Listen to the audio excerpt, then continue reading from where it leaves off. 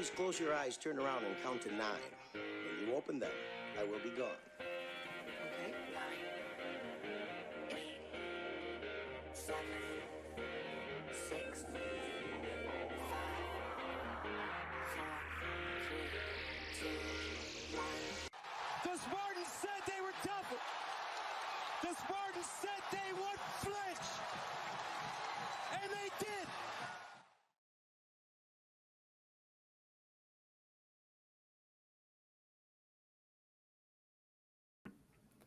And welcome to another episode of the SD4L Show.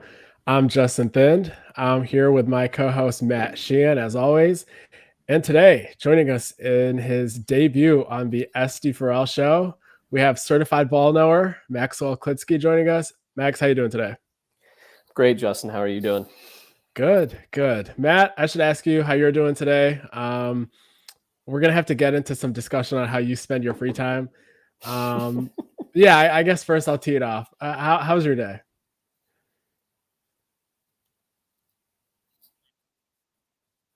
Yes. No, you're good. Yes. Yep. Michigan 35 to Michigan State 32 win in double overtime. I'm not liking how this is starting whatsoever. This is very ominous, but I'm doing just fine, Justin. Just don't worry about me. I'm doing great. Anyway, how are you guys doing? You guys doing okay over there? Good. Yeah. Was just taking a shot at you for how you should spend your free time. Right. For those that don't know, Matt today walked around outside at a zoo instead of simply going on Google Images and just looking up giraffe. By myself too, not even with the kid or anything. Just by myself, just in my lonesome, just staring at the camels for 2 hours. Not even different animals, just the same ones. Actually, I should have picked my battles more carefully because I'm guessing like 90% of the audience is siding with Matt here, and they're like, "What's wrong with going to the zoo?" Well, it's the zoo, Justin. It's a very wholesome place. Yeah, this is true. It's nice. Yeah, God. I guess I kind of have extreme views on the zoo, Little Caesars Pizza, the first drive-through window. I don't know why they sell first drive-through windows when they always say to pull to the second. Go to Niagara Falls, very anti-Niagara Falls. I feel like you should just turn on your faucet. Stir the pot here early on. Let's go. Love it. Yeah. Love it. So, Max, I want to start first off with, why did you spend several days this summer watching games from last year? That's the question. Just go ahead. Intervention, Max. Go on. You got me. So basically I like looking at like a lot of advanced stats and a lot of like numbers and things like that, and just going over the season, just general feeling of how people felt. I was like, I kind of always ask, like, was it really as bad as we thought it was? So that led me to, seeing a lot of the rewatches and seeing, exactly what went wrong, right? Everybody remembers the missed field goal against Indiana. Right. Everybody remembers, pick your thing of what you didn't like about this team, and you'll be able to rattle off 4 or 5 more things after that. So it's basically just like rewatching and seeing really what patterns were kind of all the same. And really what I saw was a lot of times like this team just wasn't executing when they needed to, and the margins were just so thin, even with the opponents and the schedule that they had, that it, like just small little things just pile up, and that's how you end up with a missed chip shot field goal keeping you out of a bowl game. So that was just kind of why my rationale. And plus I needed something to kill time because I'm not a baseball guy. So go to the zoo. Just do that instead, man. Come on. It's kind of a trek from where I'm at. So it's difficult to get down there. So the iPad was right there. So, okay. Yeah. Matt, you could have done that with the Lions just on the iPad. That's a really good point. You know what? I'll give that a try the next time. Max, I'm just going to cut right to the chase here. What was the most alarming thing you saw in those games, and something that maybe you are concerned could carry over into this season? I guess it's not mutually exclusive. Those can be 2 different things, but what's something that really stuck out to you those games? Yeah, one of the biggest things was just our inability to be successful in early down situations. I think we can think of a lot of times where, it's 1st and 10, we get a drive going, we hand it off inside, run between the tackles, maybe gets 2 to 3 yards if we're lucky. 2nd down, we do the same exact thing again, or maybe go outside or try to throw a short pass. And then we end up in, 3rd and 6, 3rd and 7, like 3rd and 5 if we're lucky. And then we're either throwing behind the line of scrimmage, behind the sticks, or not getting it done essentially, or trying to be too cute on 3rd and short and everything. So right. With the addition, punt the ball away. And sorry, go ahead. I cut out. Yeah, no. So I was just going to say, like, we punt the ball away, and then, we come back on defense, and the defense, even before the injuries, kind of struggled to keep, people out, keep people behind schedule, and keep people, on their toes about what our defense was going to be. So that's how we ended up with something like the Minnesota game, where we go, 3 and out, like touchdown, 3 and out, touchdown for Minnesota, and that sort of thing. It kind of just snowballs, and you look up and it's middle of the second quarter and you're down 2 to 3 scores. So right. Fun times. Yeah. Great times. Definitely great. I was watching the Penn State game a few days ago. 75-degree weather, beautiful, peaceful Sunday night. Just, figure let's see what Dylan Tatum was cooking up so that we can get some excitement going for this year. It's just some bad execution at times. The team didn't look that far away. Like, you don't look at the field and you're like, oh, Penn State must recruit 28 slots higher than Michigan State. They're just so overmatched and don't look the part. But like, it's just little things like momentum killers, bouncing a throw on like 3rd and 5 when the guy like could have caught it and ran for another 2 yards, 3 yards. And so it's just stuff like that. That's why, like, I think if you look at kind of the games on the schedule, like, other than 4 games, there really shouldn't ever be a prevalent talent gap. And Max, I think you tweeted out today, like, even the Washington game, which is one of those 4, they're only 1 spot higher in the composite talent index, right? Yep. So like, it really comes down to execution. And I guess also the talent is skewed towards the younger side for Michigan State, whereas Washington, like, a lot of their guys might be older. So I understand, like, they're not going to look as refined with that talent, even if it is on the roster, like the Bai Jobs and Jordan Halls of the world. It's not as ideal to have the talent index coming from them as opposed to maybe a 50 or senior quarterback. But like, I think at the end of the day, like, the roster is now getting there, and now you have to refine play calling, execution, and development as the timeline proceeds. What is your take on the quarterback play? Obviously, none of us know how the quarterback is going to play, what that baseline level is going to be, whether it's Noah Kim or Katin Houser. But like, how hard is it going to be to get play equal to Peyton Thorne's as last year, if not higher? So I've kind of landed on this take in the spring, and even after he transferred, I kind of even solidified it. There could have been a little bit of, angst or salt behind him transferring and leaving, but Peyton Thorne, even the kind of the numbers bear it out, he's a replacement level P5 quarterback. He can do some good things. He can be, he can be able to, get you some things, but he's really not going to win you games and win you points, but he's not necessarily always going to hurt you. I think last year he finished with like an EPA per play of like 0.04. So that just kind of goes to show of like what he's adding to the offense when he's out there.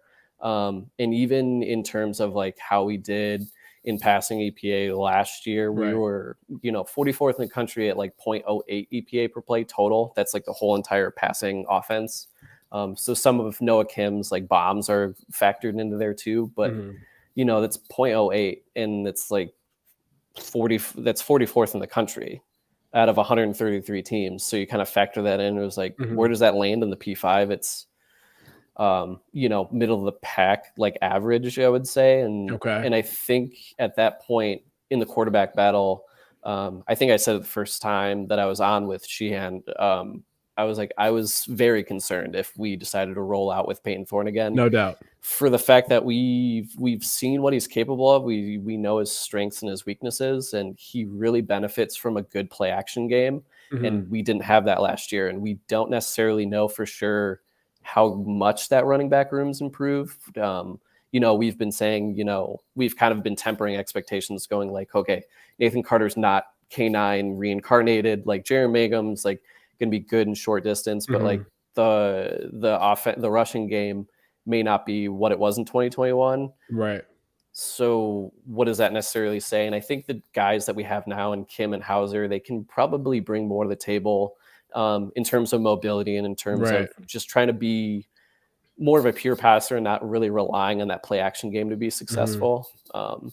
So I think it won't be really that difficult to make a to make a long answer short, I don't think it would be difficult to kind of replace and move on from Peyton Thorne. Right. I think with either guy, you have strengths and weaknesses, both short-term and long-term. But I think at the end of the day, we'll see improved quarterback play in 2023 compared to 2022. I agree. I know I've taken a bit of a stance on kind of Peyton Thorne's like departure after he left, and I've said, I guess, on the message boards, I'm not entirely concerned or fixated on like whether he does well or not. I'm not really going to be sitting there on Saturdays rooting for him per se.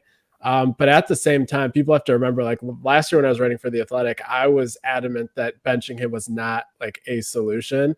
Maybe I was wrong. But at the moment, I was thinking like on a list of all the problems that the team has, I don't know if Peyton Thorne is necessarily at the top of that list of why things are going bad. So like I was in the boat of pretty much defending Peyton Thorne until I started rewatching some of the games this year, this summer. But like, even after kind of defending him and being in that boat, like I'm not even remotely concerned I guess there's a possibility that like Noah Kim goes out there and he's horrible, but like if that's the case, then like Katin Houser could go out there and probably give you a C+ Big Ten starting level, or vice versa if the other one goes out first. So like at the end of the day, like I think out of those two guys, one of them have to hit at like a C+ Big Ten starting quarterback level. So Matt, I don't know if you have anything you want to add. We talked about the QB battle a couple episodes ago, but like is that kind of where your head is at too? It is, and I also want to offer a question to both of you fine gentlemen here. Am I a coward, or am I being well? That's okay. Like, yeah, the broad sense, yes, I am. But like for this specific instance, am I a coward or am I being rational? If they just have an okay game against Central Michigan, and by they I mean Noah Kim, Katin Houser, the guys that are taking over at quarterback, if they just have like, I don't know, just a C+ game. Let's just use that letter grade that you gave, like a 5 out of 10. I'm not going to panic. Is that acceptable? Because I know that we all have to overreact after a week 1 game, but odd circumstances, right? I mean, these guys could be splitting time early on, first game jitters. You have a rotating cast of receivers that can grow up to 7 or 8 targets. And also, let's give some credit to the Chips here. Yes, I know they're a group of 5 team. I could hear the Wolverines laughing right now. But really, guys, Dante Kent, Bronco Nagurski watch list guy. He's going to, I don't know about shut down the side of the field, but he is certainly a presence on the side of a field. This is a secondary that had a top 25 pass breakup number of 55 pass breakups. All right, they returned 45 of those with this unit. It's almost as strong of a defense as you can get in a group of 5, especially in the secondary. So if they just have an okay game, am I a coward for not like, punching the table and driving my head through drywall saying, oh my God, the season's over? Or, like, I don't know. Like I'll give it 2-3 games before I really cast judgment and start panicking. Fair or foul? Max, I'll let you go first. I think part of it's fair just because I think personally, my concerns about MSU's ability to run the ball with the new stable of running backs that they have, how they're able to run the ball against Central will say more about the ceiling and kind of how this team goes for the rest of the season. Just looking at last year, Central was about in the 50s in every kind of EPA metric against the pass and then in success rate. So it's, are you getting 50% of your yards on first down, the remaining 70 on second down, and are you converting those third downs and those fourth downs? They were in the 70s in that rate. So like you said, Sheehan, like it's not like a pushover pass defense by any means. Right. So you could see a true first year quarterback, in terms of being the guy and starting, and even splitting time. You don't necessarily expect him to light the world on fire. It's my biggest concern. I think it's fair just because I think MSU's success running the ball, if they're not able to be successful against this rush defense, then I don't necessarily know how the season's going to go. Right. I 100% agree with you because a lot about their run defense can be said about their pass defense too. They have a really strong front. They were top 5 in the country at stuff rate, top 15 in opportunity rate. They only really lost one guy in that front. So it's like, oh, well, Sheehan, why do you give the quarterbacks a pass but not the running backs? It's just more or not more, it's actually less of the outside factors. You do have a lot of returners on the offensive line. I mean, running back seems like a more straightforward position than quarterback as well. Not to, say running back is the easiest job in the world, as 280-pound guys are trying to rip your face off. But I mean, yeah, that's going to be where the identity has to be for Michigan State this year, is in the ground game. And if you can't do it against Central, that might be a long season for you coming down the pike here. Definitely agree. I think even though you do have newcomers at the running back position, they're not necessarily like new to the game. It's not like a Noah Kim or Katin Houser. Like Nathan Carter led the NCAA in rushing yards after contact by the time he got hurt in week 4 last year. Jaron Mangum, he's had 1 billion touchdowns in his NCAA career. Jalen Berger's in year 3 of playing. So you have running backs that should not need a grace period to get adjusted at this level. They might have some, I guess, chemistry issues with the offensive line and whatnot, but like the offensive line should be able to get a push. They're returning guys. So I think you put it perfectly. Like their run defense is not lackadaisical. It's not like a total joke, but like at the same time, like the quarterbacks have more settling in to do, and especially with the wide receiver cast around them. So like for me, the way I kind of look at it is like for the pass offense, it's like almost like another scrimmage. But like for the run offense and for the entire defense, it's like you have to go out there and assert yourself from the beginning of this game. Like especially the run defense, like that you are the kind of the stalwarts of this entire team. I think they should be good as a pass rushing unit.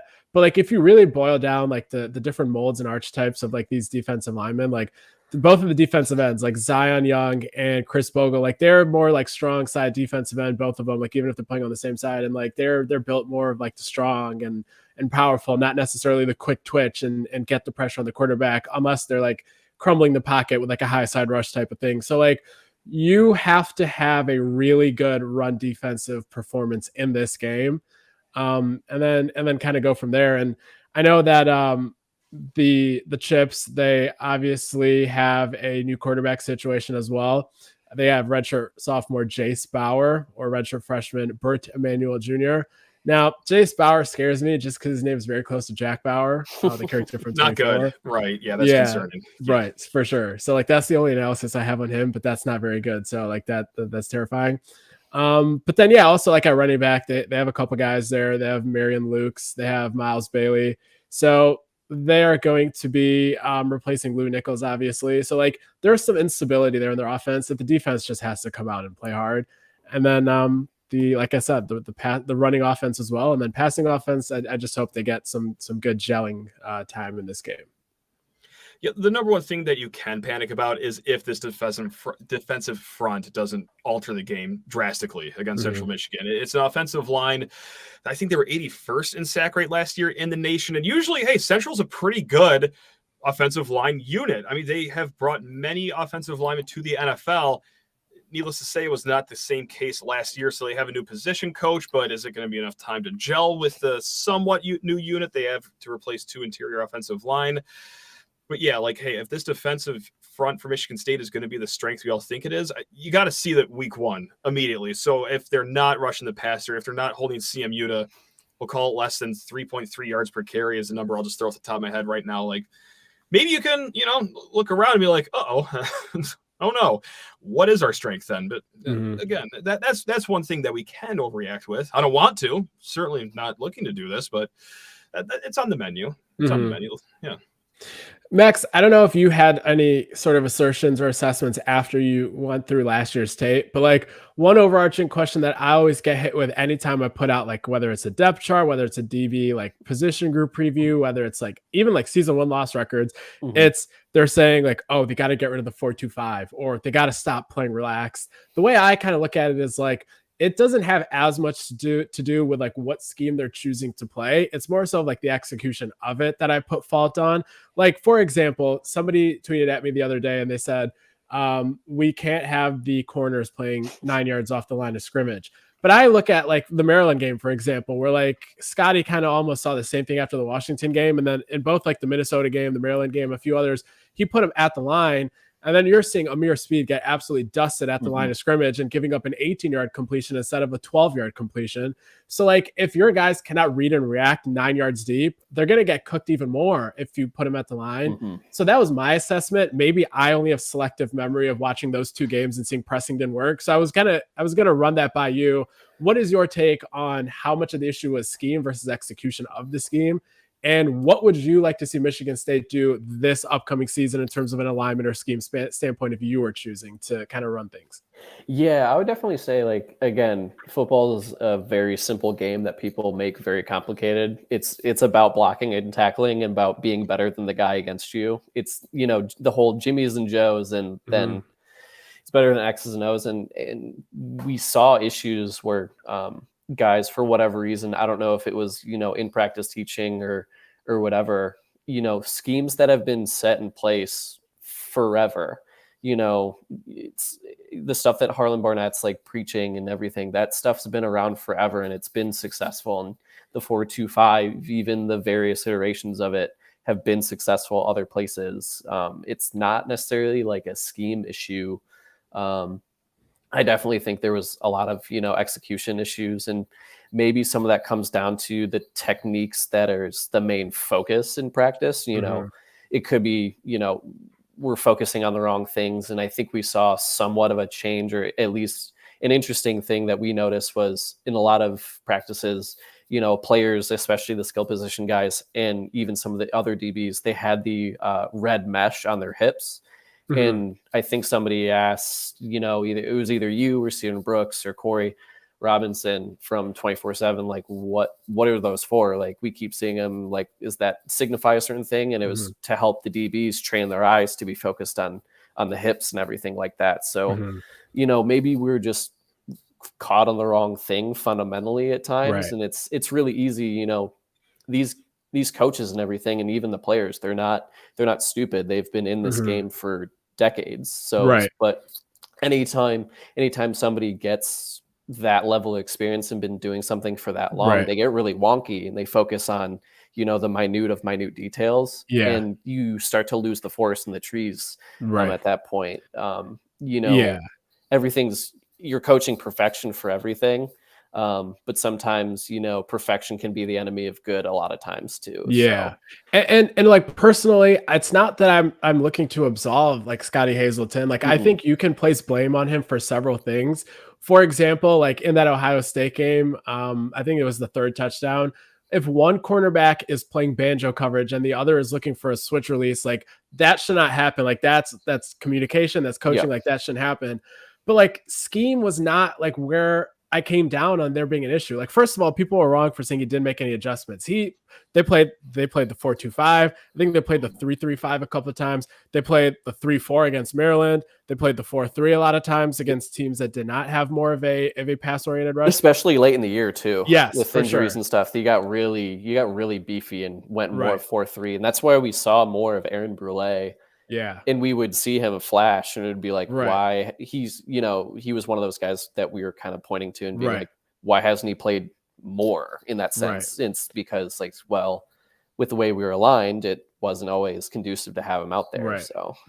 Yeah. So the way I kind of look at it is like, if you want to get on the coaches, that's fine. I think there's a lot of justifiable stuff. Like what I was saying, like one guy playing banjo coverage, the other looking for a switch release, but like, you should not just be like, oh, well, if Scottie would simply press, they'd suddenly be like doing much better on defense. Like the man has coached defense for many years. If all he had to do was move up the corners 7 or 8 yards and suddenly the defense would be much better, he would have done that. I guarantee you that he is not looking to have such a simple thing ignored out of stubbornness so that the team can continue to get shredded. So like the coaching staff needed to be better in several ways, maybe teaching, maybe in practice, but like, it's not because it didn't make adjustments. It's not because the scheme as a whole is faulty. Like the Buffalo Bills, Jim Salgado, like their number one tendency on third and intermediate last year, I should say 2 years ago, according to PFF, was cover 3 quarters or cover 4 quarters, sorry, and sitting back and not blitzing. Bail, yeah. Right, exactly. Like the Kansas City Chiefs in the Super Bowl, the Philadelphia Eagles with Jonathan Gannon's defense, and this year with Sean Desai's defense, and Vic Fangio, who was their consultant last year. All three of those guys teach the exact same thing. So like that defense works, and it's becoming more popular across all levels of football because you can have quarterbacks that are not highly skilled make mistakes over the course of 8-9 pass attempts on a drive, whereas you let them hit four big plays behind you, where especially at the college level, these guys are not going to go ahead and consistently drive down the field on you if you're executing your scheme properly. So I really like the scheme. I don't think there was an issue with the scheme, but like the execution is where probably there were issues. But Matt, I haven't let you talk in a while, but sorry, go ahead, Max. If you have any. No, Matt, go ahead. Incredible stuff. So, like, I mean, look, pressing, if you are not athletically gifted as the guy across from you, that can get really dicey really quick. And someone I had on my show, Locked On Spartans, not to plug that one, but there you go. Chase Glasser of Spartans Illustrated, he gave us the best comparison because this topic came up. How about the 2020 MSU Michigan game? All right, when Ricky White is just torching over and over and over and over and over again Michigan's cornerbacks because, well, he was more athletically gifted than their cornerbacks and put them on a shish kebab skewer. That's what can happen if you press and you don't have the dogs to do so. Right. So I think that maybe Hazelton isn't pressing because he knows that, well, you think this is a little rough right now, it could get even worse. So I think that, yes, he has tried different things. I think there were 2 back-to-back games last year where it seemed like he never blitzed. I think it was maybe the Minnesota game, and then the very next game, blitzing, I swear, 2 of every 3 plays.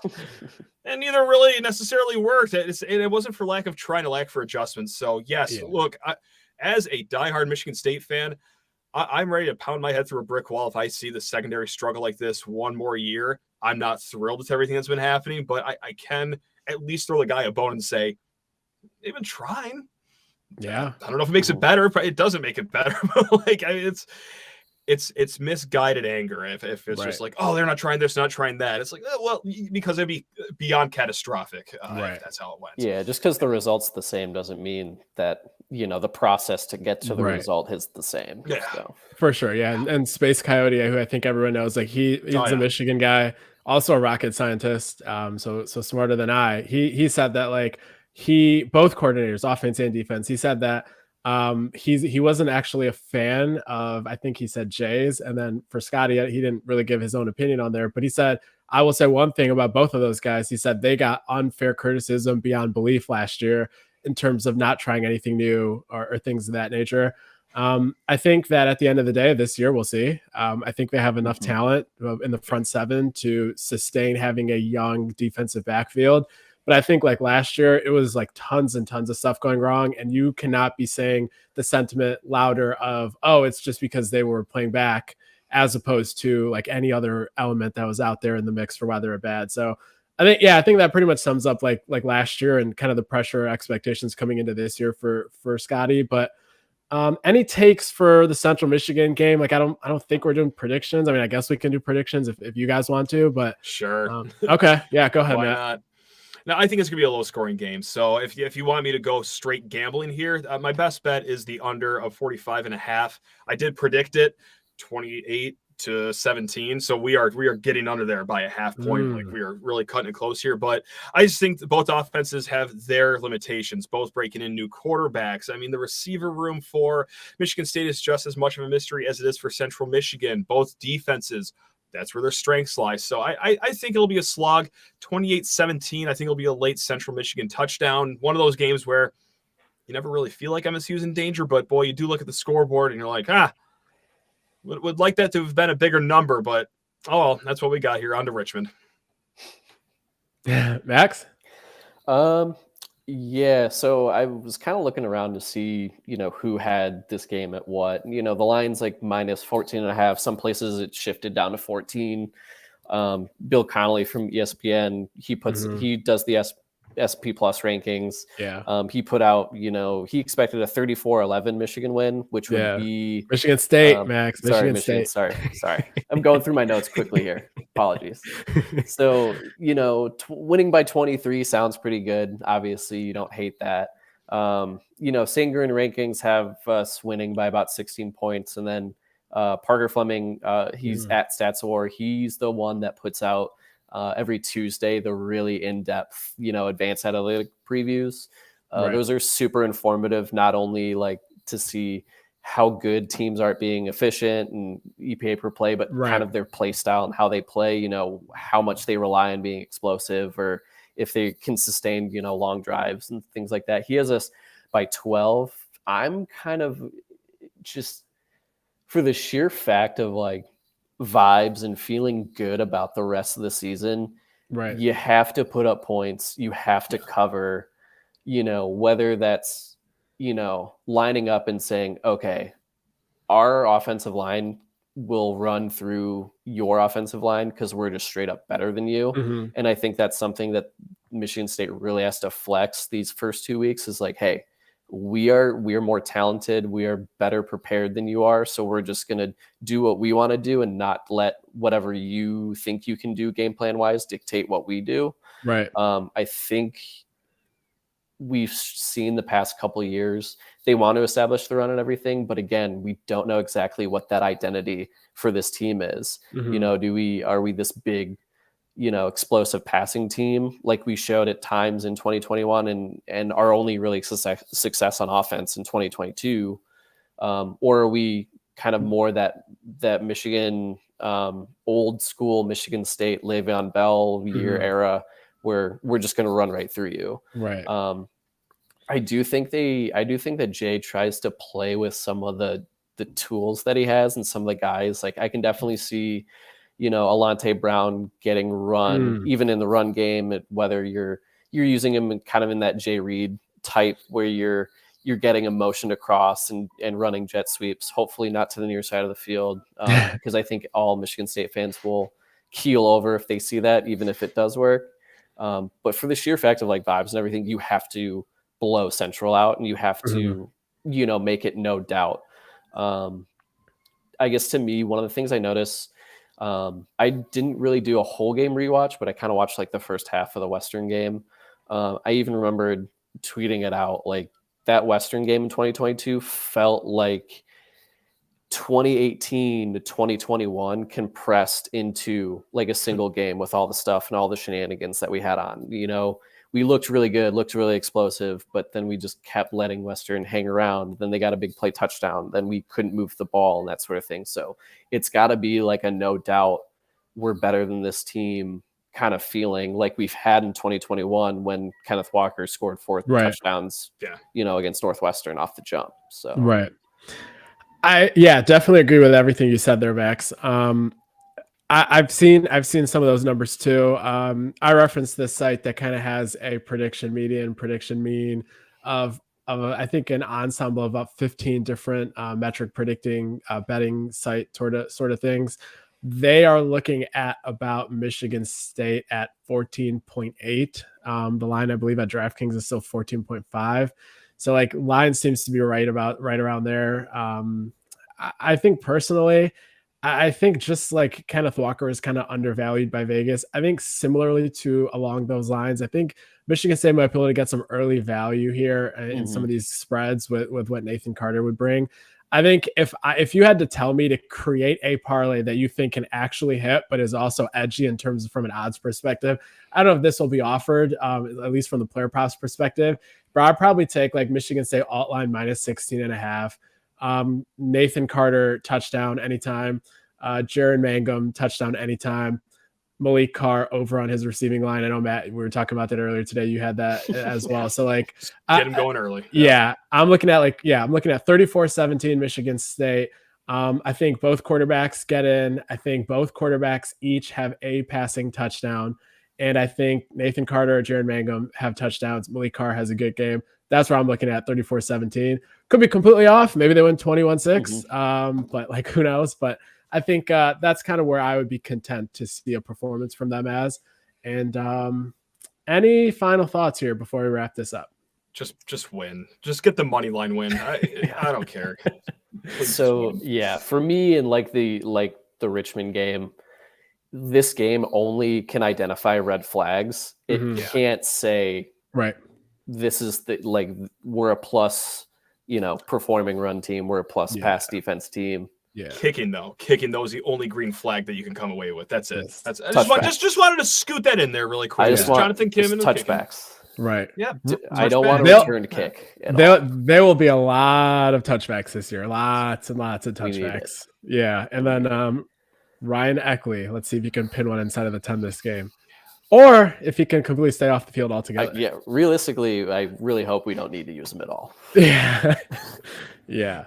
But I think with that kind of wraps up this week's episode of the SD4L Show. Max, we appreciate you joining. Love the insight. Love the work that you're doing with all the analysis. Big fan of the tweets you're putting out these days too. So definitely go give Max a follow. It's his first name, last name that you see right there on the screen. No space in between. You obviously see him like when we tweet out this episode. Matt, hopefully you get some time to go to the zoo here before today and kickoff. Friday will be a zoo in East Lansing, baby. So that's all I need. God, I cannot wait. Oh, cannot wait to walk into Barrio at like 135 minutes before kickoff. Just get that crack sauce, get ready to hop into the stadium. But appreciate you guys joining. Appreciate everyone that was watching live. Hopefully you guys do that more often here in the future. This is our first live episode on YouTube, but we're going to be doing these more often as we're figuring this out. And appreciate everyone for tuning in. This is going to be the last show before this week's game, but we'll probably have something either Saturday morning, maybe Sunday morning, maybe Saturday night. But yeah, so appreciate everyone that was tuning in, and hopefully the game's something good to talk about. So appreciate you guys. You're the best, Go JT. green. Go green.